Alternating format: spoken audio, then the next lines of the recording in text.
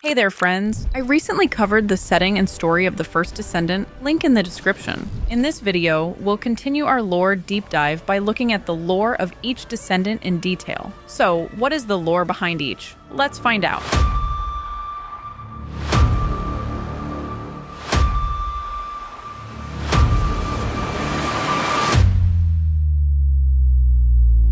Let's start with my favorite Descendant, Bunny. This speedster didn't just run from her problems. She ran circles around them, leaving a trail of bewildered cops and shocked soldiers in her wake. Born in Albion, a city where orphans were as common as casualties of war, Bunny's early life was marked by uncertainty and abandonment. Her parents, for reasons unknown, were more like occasional guests in her life, popping in and out until they vanished completely after her 6th birthday. Little is known about Bunny's parents or why they chose to leave her. This mystery would haunt Bunny well into adulthood. The ongoing war that plagued Albion offered no answers, only more questions and a growing sense of abandonment. Left in the care of her grandmother, Bunny grew up with a chip on her shoulder and lightning in her veins, though she wouldn't discover the latter until much later. As she matured, Bunny channeled her inner turmoil into a life of mischief and mayhem.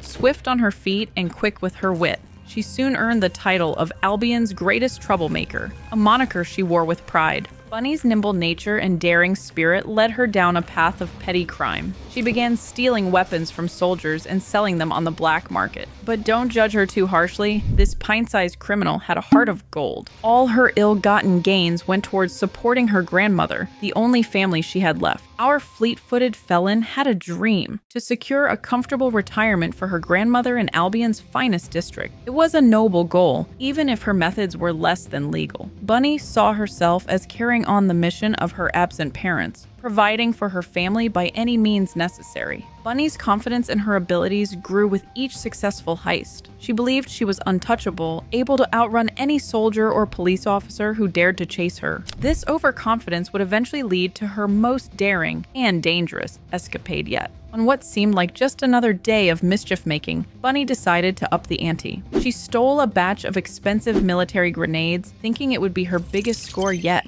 In her escape, she found herself cornered in a fuel depot with a faulty circuit breaker. As the situation escalated, with police and a rescue team trying to prevent a major disaster, Bunny remained determined not to get caught. But fate had other plans. One of the stolen grenades began to malfunction, threatening to explode. In that moment of crisis, with thoughts of her grandmother's safety flooding her mind, something extraordinary happened. Time seemed to slow down, and a familiar tingling sensation enveloped Bunny's body. Her desperate wish to save her grandmother triggered a dormant power within her. A powerful electrical force burst from Bunny, filling the silo and miraculously halting all surrounding systems, preventing a catastrophe. In that moment, Bunny went from troublemaker to accidental hero, discovering her arcane ability to generate electricity through physical movement. The aftermath of this incident left Bunny paralyzed and hospitalized for an extended period. But as they say, every cloud has a silver lining. Once her arcane factor was confirmed, headquarters offered Bunny a chance at redemption. She could become a descendant, serving to protect Albion in exchange for overlooking her past misdemeanors. For Bunny, it was an offer too good to refuse. A chance to turn her life around, support her grandmother legally, and maybe, just maybe, uncover the truth about her parents' disappearance.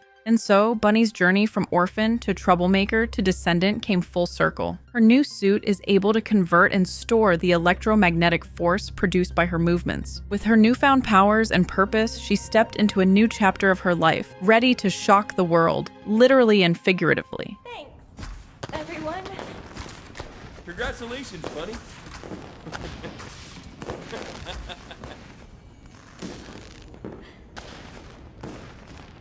Ajax. So, you think your job transition was intense? Meet Ajax, the guy who went from teacher to time traveler. Let's dive into the backstory of this liberated guardian. Ajax was a descendant, one of the chosen protectors of the Ingress continent. But unlike some of his more gung-ho comrades, Ajax decided to hang up his hero cape and pursue a lifelong dream, becoming a professor at the prestigious Albion Military Academy. However, Ajax's transition from warrior to educator was short-lived. On his very first day as a professor, he received a voice recording that would change the course of his life. The message was from Aisha, his former comrade in arms, urgently requesting assistance. Aisha had been deployed on a dangerous reconnaissance mission deep into the mysterious realm known as the Void. Ajax, feeling a mix of guilt and responsibility, couldn't ignore the call. If he hadn't retired, he would have been the one sent on this perilous mission. Without hesitation, Ajax made a decision that would put most midlife crises to shame. He ditched his new teaching gig and suited up for a rescue mission. Our hero didn't just grab any old suit, though. Ajax put on the Hailey MK.5 Void Energy Battlesuit, an exclusive and experimental piece of equipment. This high-tech suit was designed specifically for void exploration, though it was still very much a work in progress. With the suit on and determination in his heart, Ajax set out to find Aisha. Getting into the void was the easy part. Apparently, 10 squads of active-duty Descendants were no match for a determined Ajax. But finding Aisha's squad in the depths of the void, that was a whole different ballgame. As if navigating an otherworldly realm wasn't challenging enough, Ajax's fancy suit decided to malfunction. Instead of shielding him from the void's environment, it started absorbing void energy. This unexpected turn of events left Ajax struggling to continue his search. Just when all seemed lost and Ajax was ready to throw in the towel, something extraordinary happened. Aisha's form emerged from the void storm, enveloping Ajax and triggering the return protocol. In a flash, Ajax found himself back in the Descendants zone, leaving everyone shocked, as if they'd seen a ghost. What felt like a few days in the void for Ajax turned out to be a decade in Ingress time. Ajax had essentially pulled a Rip Van Winkle, disappearing for 10 years while the world moved on without him. Upon his return, Ajax was visited by Alpha, who consoled him and tore up his casualty list. Alpha, thinking Ajax would want to return to his teaching career now that he was free from death in the void, prepared documents for his return to academia. But Ajax, in a moment of dramatic flair, ripped up the papers. He declared his intention to rejoin the Descendant Corps, stating that while his body was freed, his mission to protect his teammates was far from over. Don't lose hope, HQ. We've made contact with a guide. It's going to help us. Blair. Let's next cover Blair, the deadly cook. One day, Blair's biggest worry was whether his souffle would rise, and the next, he's hurling fireballs at colossal monsters. I guess when life gives you lemons, you don't just make lemonade. You set the lemons on fire and throw them at your enemies. Blair's early life isn't clear, but we do know that he rose to become the best chef in Albion. His culinary skills were so impressive that they even earned him an exemption from military conscription. Blair's claim to fame was his preparation of the Last Supper, a military tradition where soldiers were treated to an extravagant meal before dangerous operations. We're talking fresh veggies, sawdust-free toast, a luxury in these desperate times, thick savory soup, and perfectly grilled meat steaks. In a world where humanity was struggling, this feast was the epitome of excess. However, our culinary maestro wasn't content with his role. Despite his talent, Blair felt a deep dissatisfaction with cooking these final meals. He couldn't shake the feeling that his best dishes were wasted on soldiers eating with heavy hearts, knowing it might be their last meal. Driven by a desire to make a difference, Blair dreamed of being able to cook delicious meals for the troops on any given day, not just before dangerous missions.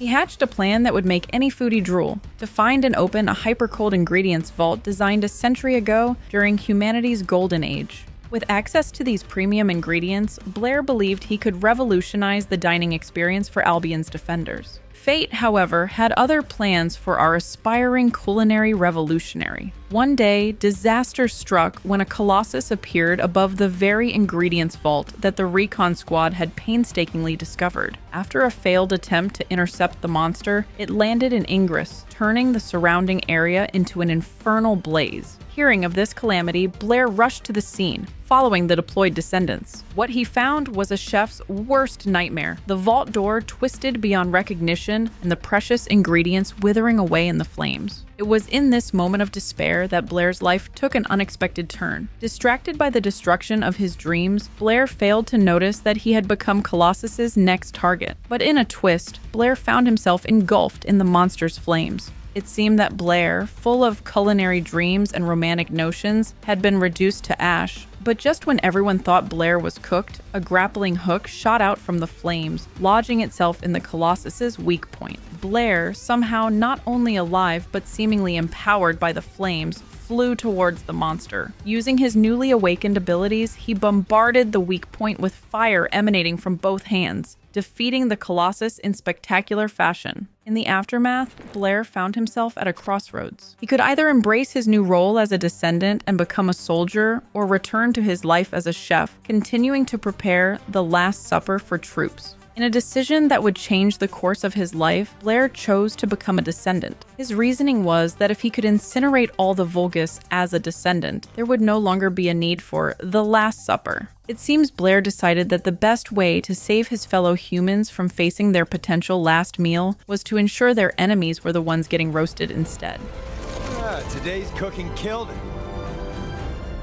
Next up is our boy Enzo. He's not just behind the army, he's right in front of it, summoning supplies out of thin air like a magical vending machine. Little is known about Enzo's early life or upbringing. What we do know is that he rose to become the best quartermaster in Albion, a title that carried more weight than you might think in a world constantly at war. Enzo's philosophy on warfare was unique. While others focused on flashy weapons and cutting-edge tech, Enzo understood the real backbone of any successful military operation is a seamless and systematic supply flow. In his mind, the fanciest gun in the world is useless if it's not in the right hands at the right time. Speaking of battlefields, it was during the Agna Desert Defense Operation that Enzo's life would change forever. As the quartermaster, he took it upon himself to deliver much-needed ammunition to the besieged 44th Grenadier Squad. This wasn't just any mission for Enzo, his cousin Lepic was part of that squad, making it a personal rescue mission as well as a strategic necessity. However, in his haste to save the day and his cousin, Enzo made a critical error. The supply squad, lacking proper escort, fell victim to an ambush by the Vulgus. In the blink of an eye, all the ammunition they were carrying went up in smoke. Facing certain death in the failure of his mission, Enzo fell into despair. But it was in this moment of hopelessness that something extraordinary happened. Supplies began to materialize from the ground around him, as if answering his desperate plea. Unbeknownst to Enzo at the time, this was his first manifestation of his arcane ability, inorganic matter spatial awareness summoning. Essentially, he had unknowingly summoned ammunition from a far-off Albion depot. Believing he had witnessed a miracle, Enzo used this unexpected windfall to defeat the enemies and complete his delivery to the 44th Grenadier Squad. But his victory was bittersweet. By the time he arrived, most of the squad had been wiped out. Lepic had survived, but at the cost of his right arm. This event left a deep scar on Enzo's psyche. Despite Lepic's eventual success as a descendant, Enzo couldn't shake the guilt. He believed that if the supply flow had been perfect, the tragedy could have been averted. This became his driving force, his reason for constantly striving for perfection in his role. From that day forward, Enzo dedicated himself to ensuring such a failure would never happen again. As a descendant under the direct command of Albion HQ and an executive officer, he made it his mission to personally oversee critical supply operations. His goal was simple yet ambitious, to make the miracle of timely, abundant supplies a reality. Best drone in Albion for you. Esiemo. Next is Esiemo. This guy doesn't just bring fire to a party, he is the firework. Born in Albion, Esiemo's childhood was far from ordinary. From an early age, it was clear that this kid was special, and not just in the way all parents think their children are special. No, Esiemo had a unique, shall we say, aroma about him. You see, Esiemo's body naturally produced a scent reminiscent of gunpowder. Now, most kids worry about body odor during puberty, but he smelled like the 4th of July all year round. As you might imagine, this didn't exactly make him Mr. Popular on the playground. Kids can be cruel, and Esiemo found himself the target of relentless bullying due to his unusual scent. Despite the challenges he faced socially, he was fortunate to have incredibly loving and supportive parents. However, Esiemo's parents' resolve was put to the test when their son's unique abilities began to manifest in more explosive ways. It started with sneezes. Most parents worry about their kids spreading germs when they sneeze, but Esiemo's parents had to worry about him spreading shrapnel. Yes, you heard that right. Esiemo's sneezes caused actual explosions. Imagine trying to explain that to the neighbors. Oh, don't mind the frequent explosions. Our son just has allergies. It quickly became clear that the situation was untenable. Not only were they struggling to keep his condition a secret, but they were also concerned about the safety and peace of their beloved neighbors. In a heart-wrenching decision, Esiemo's mother and father reported his potential arcane ability to HQ. The magisters conducted tests and confirmed what his parents had suspected. Esiemo's body produced explosive arcane substances. His tears, his sweat, even his breath, all potentially volatile. This discovery led to significant changes in Esiemo's life. He was isolated from the residential area for safety reasons, and as a descendant candidate, had to leave his parents' side. It was a difficult transition, but even in this moment of separation, Esiemo's parents showed their unwavering support. They embraced him tightly, expressing pride in their son. Faced with this new reality, Esiemo made a promise to his parents. He vowed not only to become an outstanding descendant and the best son he could be, but also to grow into someone capable of loving even those who had bullied him in the past. It was a mature and compassionate goal for someone who had every reason to be bitter. As Esiemo embarked on his journey as a descendant, he approached his unique abilities with optimism. In his mind, his explosive powers were the perfect tool for achieving his goals, defeating enemies, growing his reputation, and spreading love. After all, in Esiemo's world, what better way to accomplish all these things than with a bang? Stick around for an explosive experience.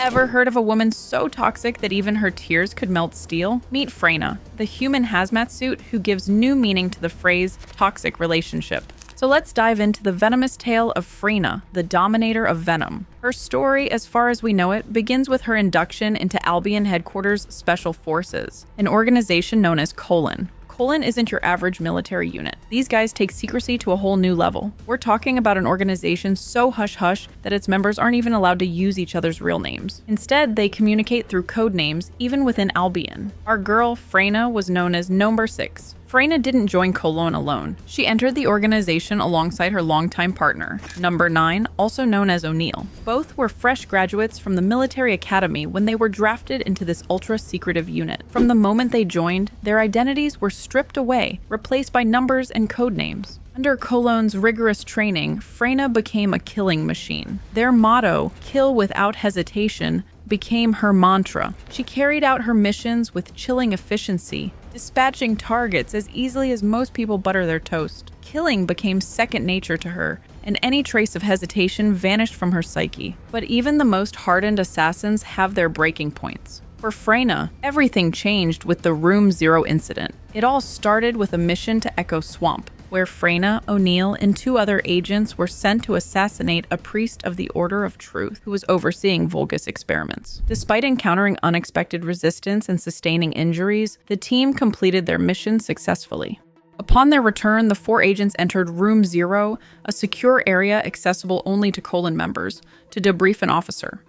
What should have been a routine report quickly turned into a nightmare. As they began their operation report, 3 of the agents, including O'Neill, suddenly collapsed in pain and began transforming into Vulgus. At that moment, Freyna's training kicked in. Without hesitation, she did what she had been taught to do: eliminate the threat. Even though these were her teammates, her lover, she opened fire. As O'Neill lay dying, he managed to gasp out his final words to Freyna: "You must live, Freyna." Then, in a horrific twist, his body swelled and ruptured, releasing venomous spores that filled the room. In the chaos that followed, only Freyna survived, thanks to her arcane ability. It turned out that her body produced a venom even more potent than the one that had transformed her comrades. But survival came at a terrible cost. Traumatized by the experience and unable to control the toxic arcane emanating from her body, Freyna was quarantined. During her isolation, Freyna grappled with severe trauma and insomnia. The guilt of killing her lover with her own hands weighed heavily on her, rivaling the toxicity of her arcane and its destructive power.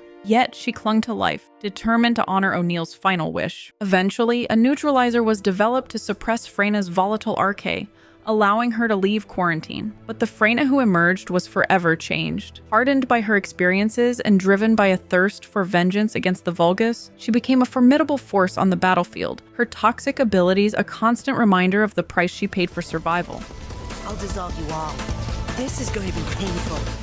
Now let's cover Gley, the ultimate parent who took "I'd do anything for my child" to a whole new level. So let's dive into the heart-wrenching tale of Gley, the Hope Seeker. There's not much information about Gley's early life or upbringing. Her story, as far as we know it, begins with her role as the captain of Albion's medical corps. Gley's life revolved around the medical corps slogan, until the very end. This mantra defined her existence, shaping her into a selfless caregiver dedicated to saving others. However, this commitment to her duty would be challenged by the most unexpected source, her own daughter, Dia Elias. Despite her daughter's concerns, Gley couldn't bring herself to step back from her role. You see, Gley had already lost her entire family on the battlefield. The fear of losing Dia, her last remaining family member, was paralyzing. In Gley's mind, the best way to protect Dia was to keep her as far from danger as possible. However, Dia had other plans. Determined to follow in her mother's footsteps, she sought out Ajax, Gley's old colleague and fellow military academy professor, for a recommendation letter to enlist in the military. This move created a rift between Gley and Ajax, with Gley feeling betrayed by her old friend for enabling her daughter's dangerous ambitions. Despite her reservations, Gley decided to trust her daughter's decision. Little did she know that this trust would be severely tested during a strike operation in Vespers. The operation went horribly wrong, resulting in massive casualties among the non-descendant forces. Both Gley and Dia were among those who went missing in action. What followed was a nightmare scenario for both mother and daughter. They were captured by the Order of Truth and subjected to horrific experiments. The Order's goal was to create a new species by injecting Vulgus DNA into human bodies. Gley, helpless and restrained, was forced to listen to her daughter's agonizing screams, driving her into a state of rage and despair. When Gley regained consciousness, she found herself in a destroyed intensive care unit with her adjutant cowering in fear. Her first and only concern was for Dia. The news that her daughter's body was never found sparked a glimmer of hope in Gley. If Dia wasn't confirmed dead, there was a chance she could be saved. This spark of hope reignited Gley's determination. Drawing strength from the medical corps' motto of never giving up until the very end, Gley resolved to find and save her daughter. It was during this ordeal that her arche abilities awakened, transforming her into a descendant with the power to channel her rage and desperation into strength. Gley's journey from that point on became a quest to find Dia.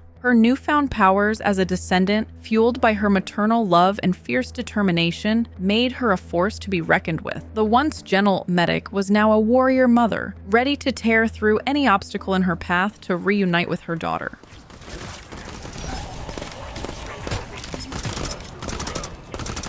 I don't have time for this.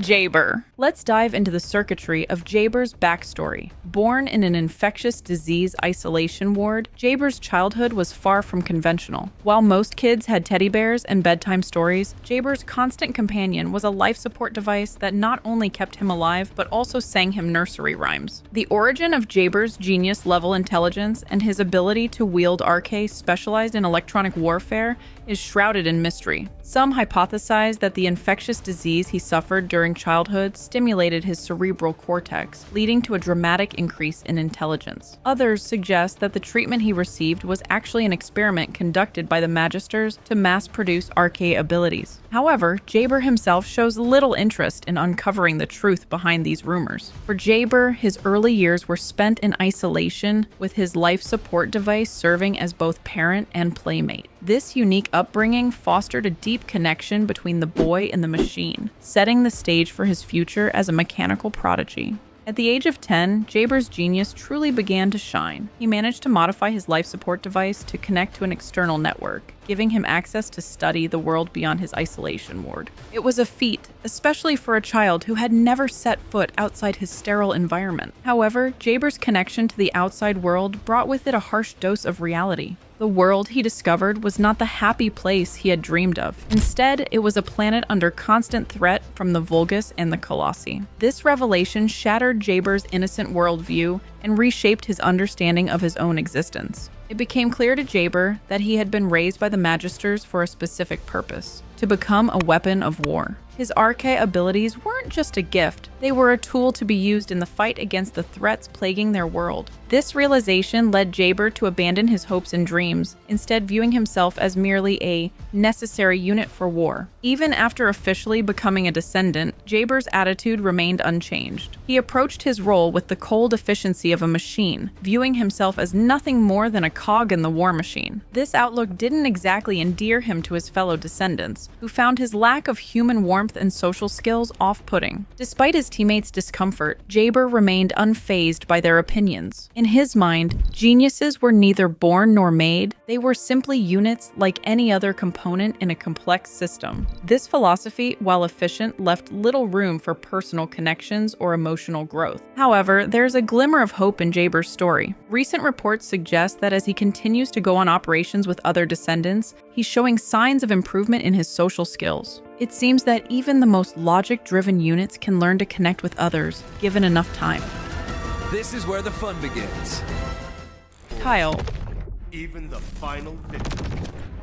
We are now onto Kyle, the guy who went from building outposts to becoming a human magnet. His story, as far as we know it, begins with his role as the captain of the construction corps in Albion. Kyle's claim to fame in the construction world was twofold: the outposts installed throughout Ingress and the massive spectral digger in Agna Desert. These weren't just any old building projects, they were key to Albion's growing power, particularly as the use of Kuiper, a valuable resource, became more sophisticated. When a large deposit of Kuiper was discovered buried in the Agna Desert, Kyle and his team of veteran workers were tasked with installing a spectral digger to extract it. This wasn't your average construction job. We're talking about building a colossal machine in the harsh conditions of a desert. But Kyle and his team weren't just co-workers, they were family. Having worked together for over a decade, this camaraderie was their secret weapon against the grueling conditions of the desert. On particularly rough days, the team would boost morale by loudly declaring their plans to raid Kyle's secret stash of expensive liquor once the job was done. Kyle, in turn, would laugh and dare them to try. After what seemed like an eternity of hard work, the spectral digger finally came to life. All that was left was to pack up and head home for a well-deserved celebration.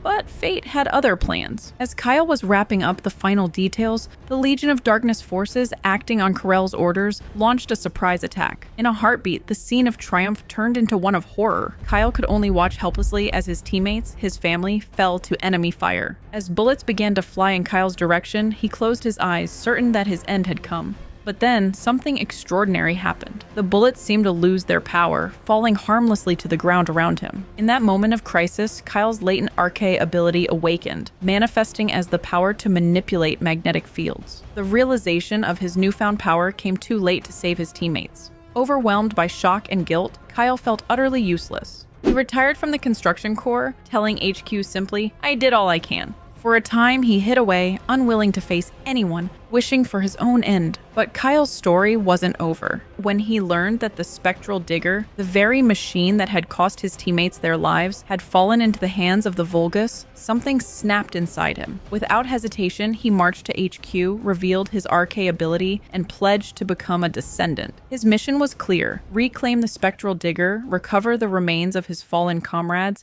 and honor their memory. Charging magnetic force. Time to show him what I'm made of. Next is Jonathan Lepic, the one-man army who decided that losing an arm was just a flesh wound. His story, as far as we know it, begins with his role in the dauntless 44th Grenadier Squad. Picture this: a lone soldier, one arm gone, surrounded by the enemy. Most would have given up, but not our boy Lepic. He fought on, wielding whatever weapons he could with his remaining arm. By the time the dust settled, Lepic had single-handedly annihilated the Vulgus Corps. But victory came at a cost. When Lepic returned from the battlefield, he was a changed man. The only things he brought back were the dog tags of his fallen comrades and the weight of grief. The once proud grenadier was now a shell of his former self, haunted by the memories of those he couldn't save. This is where the Magisters enter our story, always on the lookout for potential descendants. And Lepic's superhuman performance on the battlefield had caught their attention. They began to wonder, could Lepic be a descendant whose abilities had somehow slipped past their initial tests? The Magisters saw an opportunity in Lepic's tragedy. They offered him a chance at a new arm, but not just any prosthetic. We're talking about an arcade drive tactical prosthetic arm, a piece of tech so advanced it could kill a normal person through cerebral sensory overload. It was a risky proposition, but for Lepic, who had already lost everything, what was there left to lose? Lepic didn't hesitate. He agreed to the procedure, seeing it as his ticket back to the front lines and a chance to avenge his fallen comrades. It was a decision that would change his life forever. Against all odds, the transplant was a success. The pain from the surgery awakened Lepic's dormant arche abilities, and he found himself able to control the prosthetic arm as if it were his own. In that moment, Jonathan Lepic officially became a Descendant, reborn as the final Grenadier. He returned to active duty, driven by a burning desire to avenge his fallen squad mate. I'll take you on any day. Let's now explore the melodious tale of Luna Swift, the Mad Artist. Her story begins in the resource-poor city of Albion, where even small candies required formal permits due to scarcity. In this world of strict rationing, music stood out as the one unrestricted dessert allowed to the people of Albion. There were no regulations on how many songs one could listen to or sing. It was in this environment that Luna's extraordinary talent began to shine. Luna wasn't just any singer, she was described as the perfect dessert. Her voice had an almost magical effect on listeners. When she sang, people felt refreshed and satisfied, as if they had indulged in a sweet treat. Her music could lift spirits in times of depression and improve concentration when calm was needed. In resource-starved Albion, Luna's music became an essential commodity. However, Luna's talent soon caught the attention of HQ in the Magisters. Reports began to circulate about unusual phenomena surrounding Luna. The area where she lived showed above-average stability, and security forces patrolling her neighborhood experienced significant increases in their combat capabilities. These reports led HQ to suspect that Luna might possess arche abilities. When HQ sent personnel to bring Luna in for testing, they got a taste of her power firsthand. Displeased with the interruption of her performance, Luna incapacitated the entire unit with a song that bordered on screaming. Most of the soldiers were left reeling in shock, with some even temporarily losing their hearing. It was a stark demonstration that Luna's voice was more than just pleasing to the ear. After this incident, Luna was eventually subdued and underwent an arche test. The results confirmed HQ's suspicions. Luna was indeed a Descendant with the power to manipulate sound waves at will.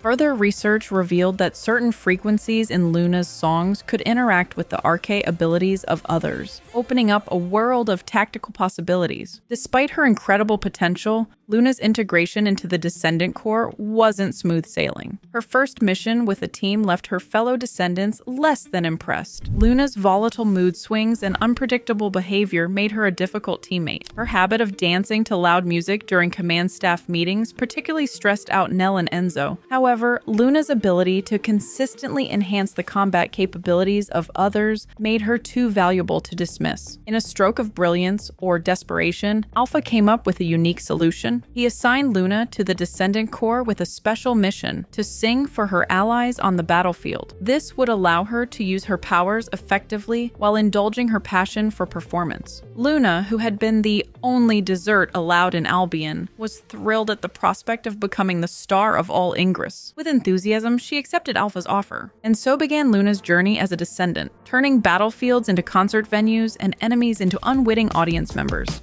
Hope you all enjoy it and have fun.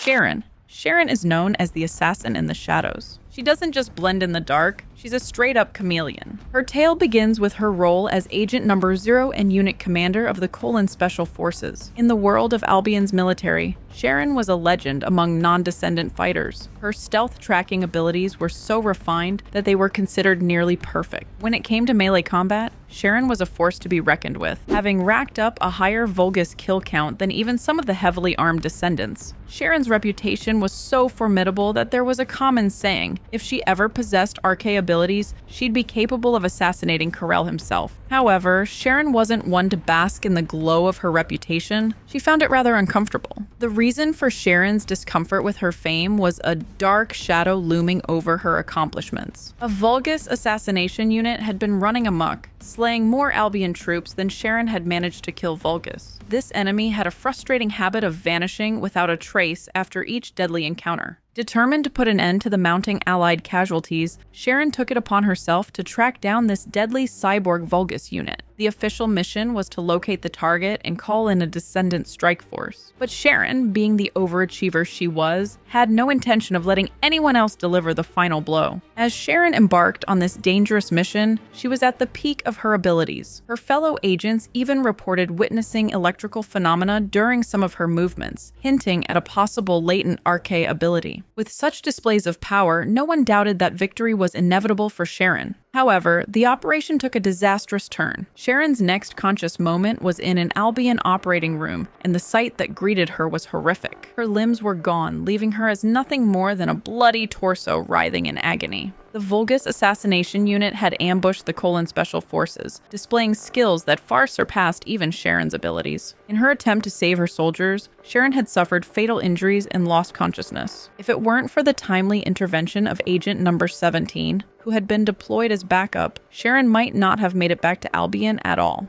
Even though she had been rescued, Sharen was teetering on the brink of death. Her only chance for survival lay in a radical procedure, transplanting her major organs into a newly developed arcade drive body prosthetic. The success of this operation hinged on one crucial factor: whether Sharen possessed the arcade ability. As her consciousness began to slip away, however, she refused to die, driven by an overwhelming desire for vengeance against the cyborg that had brought her to this point. Even if it meant enduring constant, excruciating pain, Sharen was determined to pay back her enemy tenfold. In her final moments of consciousness, Sharen focused all her willpower, projecting her desire to live and fight. As if responding to her iron will, her body began to transform. Artificial muscles, synthetic fibers, and an obsidian Kuiper frame slowly replaced what remained of her organic form. It was a rebirth of sorts, marking the beginning of Sharen's new existence as a Descendant, and setting the stage for her continued hunt for the Vulgus assassination unit that had nearly ended her.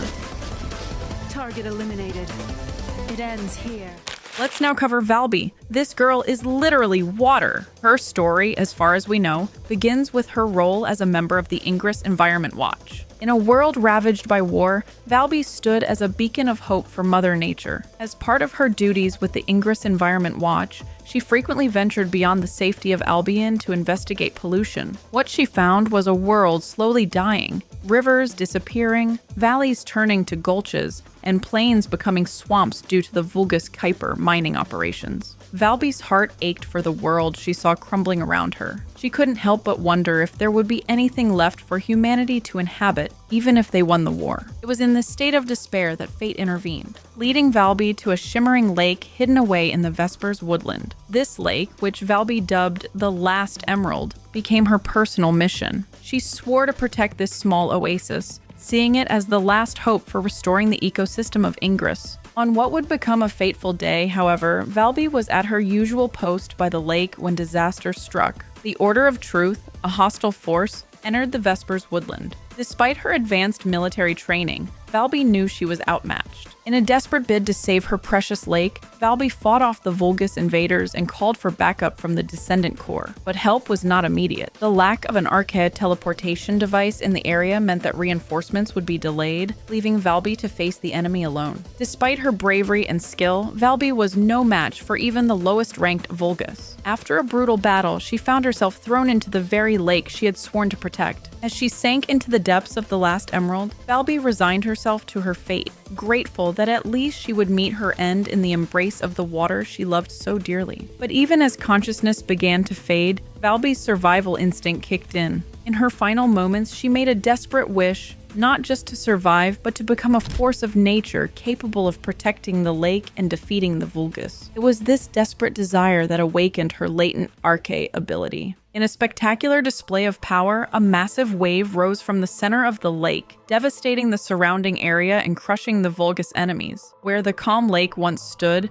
a humanoid mass of water thrashed wildly. Valby had become one with the Last Emerald. Valby's transformation came with a bittersweet twist. While she had gained incredible power, she now found herself unable to maintain a stable bodily form without her suit. Her arcade ability, which allowed her to transform into water and swim freely, became both her greatest strength and her prison. This duality would come to define Valby's existence as a Descendant, forever caught between her love for nature and the unnatural form she had to assume to protect it. Smooth like butter.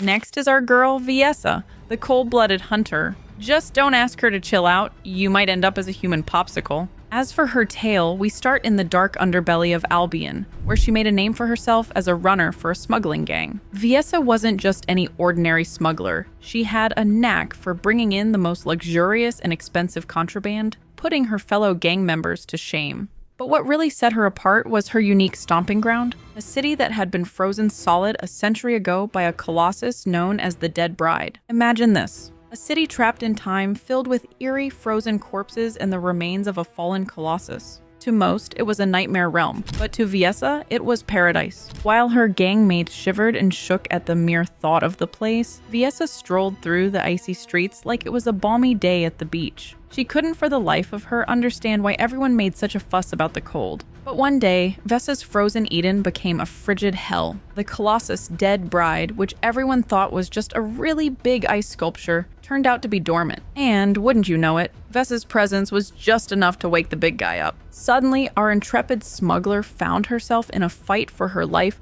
against a Colossus. Viessa managed to hold her own, but let's be real, she was in way over her head. Luckily for her, the Descendant Corps showed up just in the nick of time, drawn by the anomalous energy readings. It was an awkward meet-cute, to say the least. After this chilling encounter, Viessa found herself contemplating a rather frosty future in an Albion prison cell. 5 years? 10 years? The numbers swirled in her head, but just when she thought her life couldn't get any more interesting, fate threw her another curveball.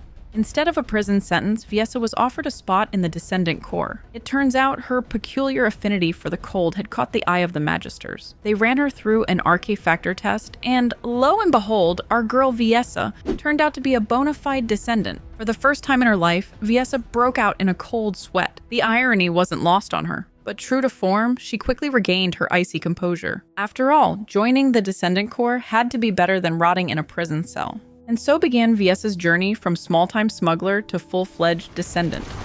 This is the ultimate chill. And now we have Yujin, the gruff medic. Let's be real. Yujin could probably heal wounds just by glaring at them. Yujin's story begins with his role as a doctor at Albion's only civilian hospital. It was his mother who set him on this path, submitting an application to HQ on his behalf when she declared her own intention to serve as a medic. To say Yujin was less than thrilled would be an understatement. He was furious about being enlisted without his consent. You see, Yujin wasn't exactly the poster child for military material. Described as lazy and quick-tempered, he was about as suited for military life as a fish is for desert living. This attitude of his was a constant source of disapproval for his mother, leading to frequent arguments between them. The tension between Yujin and his mother came to a head in one particularly heated argument. Yujin, in his frustration, lashed out, questioning why he should bother saving those without hope. His mother's response was swift, a hard slap across his face, followed by a stern reminder of a doctor's duty to save lives until the very end. This argument would prove to be their last. Before Yujin could respond, his mother was called away to tend to casualties from the Vespers force. And in a cruel twist of fate, she and the other members of the medical unit became casualties themselves. Overwhelmed with regret, Yujin rushed to the battlefield, determined to apologize to his mother. Tragically, he found her on the verge of death, and in her final moments, she imparted a message that would change his life. "My child, I know it's hard on you. Still, you must do all you can for your patients." Until their last moments. These words had a profound impact on Yujin. He spent the night crying and writing up the casualty report, including his mother's death. In that moment of grief and reflection, he made a vow never to give up on those who wished to live. This vow was put to the test when his commander, Gley, returned after being missing for 100 days. She had been subjected to Vulgus experiments and was in a state of wild struggle. Despite sustaining 4 broken ribs while restraining her, Yujin didn't give up. It was in this moment of crisis that Yujin's arcane abilities manifested, his intense desire to save a life unlocking his full healing potential. From that point on, Yujin embraced his role as a medic with a newfound determination. While he may still be gruff and annoyed by everything, he works harder than anyone to carry out his missions. Nobody's gonna die. Not on my watch. And now we have the newest Descendant, Hailey Scott. Known as the Glacial Marksman, she is a sniper so cool she could give frostbite to a snowman. Her story begins with her role as the youngest member of the 33rd Sniper Squad.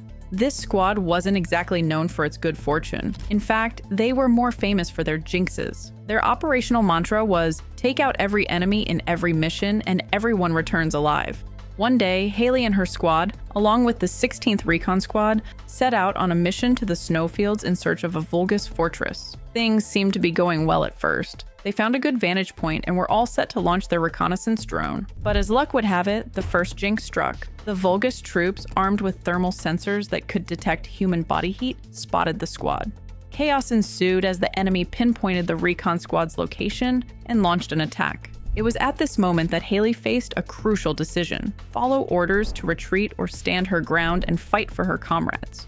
And so our girl Hailey chose to disobey direct orders. Instead of retreating, she prepared herself, closed her eyes, and recited the squad's operational mantra like a prayer. It was in this moment of defiance that something extraordinary occurred.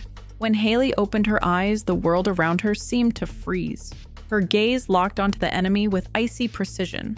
As she squeezed the trigger, enemies fell one by one, crumbling like rocks. The Vulgus forces, despite their advanced thermal sensors, couldn't detect her. It was as if she had become one with the cold itself. And so in a twist, Hailey single-handedly broke both jinxes and fulfilled the squad's operational mantra. Not only did she take out every enemy, but everyone in her unit returned alive. When asked how it felt to be the exception to the rule, Hailey's response was as cool as her shooting. "I'm happy. It happened just like her operational mantra says." This miraculous mission caught the attention of HQ, who were baffled by Hailey's ability to evade thermal detection. After some testing, it was revealed that Hailey possessed supercooling arcane abilities. These allowed her to drop her body temperature to extreme levels and fire arcane clusters instead of bullets. This discovery led to Hailey's transition from regular sniper to full-fledged Descendant. While she had to leave behind the sniper squad she had grown fond of, Hailey carried their spirit with her. Even as a Descendant, she continues to recite the 33rd Sniper Squad's operational mantra, keeping their legend alive in her new role as the Glacial Marksman. This is Hailey. Target is down. And that's a wrap on the lore of all current Descendants. Now, tell me in the comments who your favorite Descendant is, and did you know their tragic backstories? In any event, please remember to like the video, subscribe if you loved it, and let me know in the comments what other First Descendant lore you would like me to cover next. See ya!